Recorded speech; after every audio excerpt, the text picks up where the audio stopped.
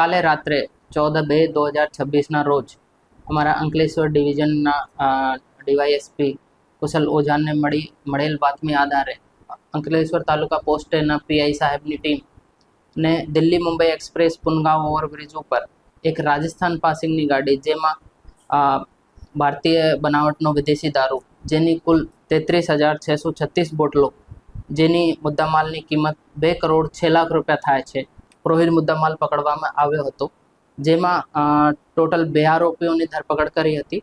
આરોપી નંબર 1 જેસારામ જે છે આ રાજસ્થાનના વતની છે. આરોપી નંબર 2 મુકેશ કુમાર જે પણ રાજસ્થાનના વતની છે. આમાં જે IMFL છે આ ભેજવાના ઇસમ જો છે આની ઓળખ પ્રકાશ શર્મા નામથી થઈ છે. આ હાલમાં અમારા વોન્ટેડ લિસ્ટમાં છે. આની તપાસ ઉડાણપૂર્વક ચાલી રહી છે.